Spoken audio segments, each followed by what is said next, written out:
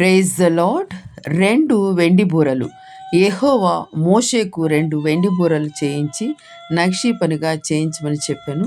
సమాజాన్ని సమకూర్చడానికి, సేనలు బయలుదేరడానికి ఈ బూరలు ఉపయోగిస్తారు. 2 బూరలు ధ్వని వినిపించితే సమాజమంతా సన్నిధి గుడారం ద్వారం ఎదుట సమకూడాలి. ఒకే బూర ఊదితే నాయకులు, ఇజ్రాయేల్ గోత్రాల అధిపతులు మాత్రమే సమకూడాలి. సంఖ్యాకాండము 10:1-10. ఆపద సూచకంగా బూర పదే పదే గట్టిగా ఊదితే తూర్పు దిక్కున దిగిన శిబిరాల వారు బయలుదేరాలి. రెండోసారి కూడా అలా ఊదితే దక్షిణ దిక్కున దిగిన వారు బయలుదేరాలి. వారి ప్రయాణాల కోసం అలా ఊదాలి.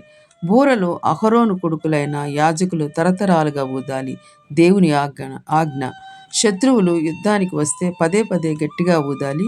యెహోవా మీ శత్రువుల బారి నుండి మిమ్మల్ని రక్షిస్తాడు.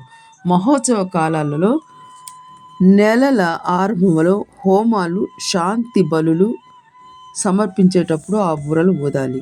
మీ దేవుని సన్నిధిని మీకు జ్ఞాపకార్థంగా ఉండును. మీ దేవుడైన యెహోవాను నేనే. సంఖ్యాకాండము 10:1-10.